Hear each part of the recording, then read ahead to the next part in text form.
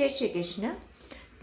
I am making this video as part of Gita Olympiad 2025. Today I am going to recite Adhyay 5, that is the Karma Sannyasa Yoga. Arjuna Uvacha Sannyasam Karmanam Krishna Punaryogai Cha Saushashi Yatreya Etayorekam Tanme Bruhi Sunishchitam. श्रीभगवानुवाच सन्न्यासः कर्मयोगश्च निःश्रेयसकरावुभौ तयोस्तु कर्मसन्न्यासात् कर्मयोगो विशिष्यते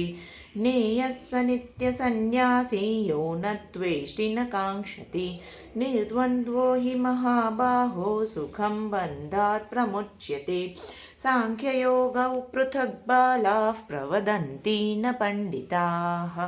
एकमप्यास्थितः सम्यक् उभयोर्विन्दते फलं यत् साङ्ख्यैः प्राप्यते स्थानं तद्योगैरपि गम्यते एकं साङ्ख्यै च योगै च यः पश्यति स पश्यति सन्न्यासस्तु महाबाहो दुःखमाप्तुमयो गतः योगयुक्तो मुनिर्ब्रह्मा न चिरेणाधिगच्छति योगयुक्तो विशुद्धात्मा विजितात्मा जितेन्द्रियः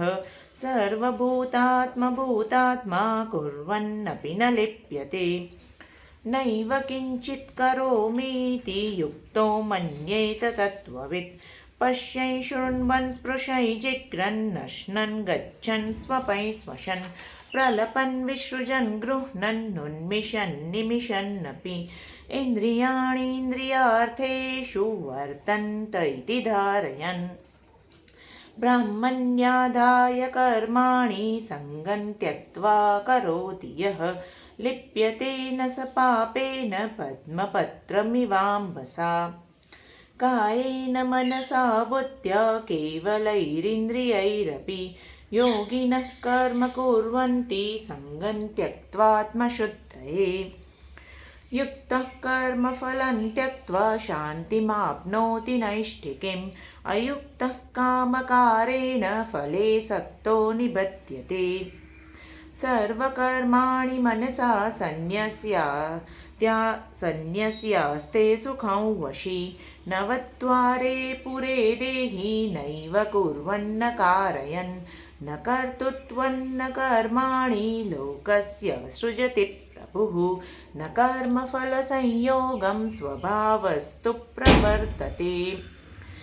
नादत्ते कस्यचित् पापं न चैव सुकृतं विभुः अज्ञानेनावृतै ज्ञानं तेन मुह्यन्ति जन्तवः ज्ञानेन तु तदज्ञानै येषान्नाशितमात्मनः तेषामादित्यवज्ज्ञानं प्रकाशयति तत्परम् तद्बुद्धयस्तदात्मानस्तन्निष्ठास्तत्परायणाः गच्छन्त्य पुनरावृत्ति ज्ञाननिर्धूतकल्मषाः विद्याविनयसम्पन्ने ब्राह्मणे गविहस्तिनि सुनिचैवश्वपाके च पण्डिताः समदर्शिनः इहैव तैर्जितः सर्गो येषां साम्ये स्थितं मनः निर्दोषं हि समं ब्रह्म तस्मात् ब्रह्माणि ते स्थिताः न प्रहृष्येत् प्रियं प्राप्य नोद्विजेत् प्राप्य चाप्रियं स्थिरबुद्धिरसम्मूढो ब्रह्मविद् ब्रह्मणि स्थितः बाह्यस्पर्शेष्वसक्तात्मा विन्दति आत्मनि यत् सुखं स ब्रह्मयोगयुक्तात्मा सुखमक्षयमश्नुते ये हि संस्पर्शजा भोगा दुःखयोनय एव ते आद्यन्तवन्तः कौन्तेय न तेषु रमते बुधः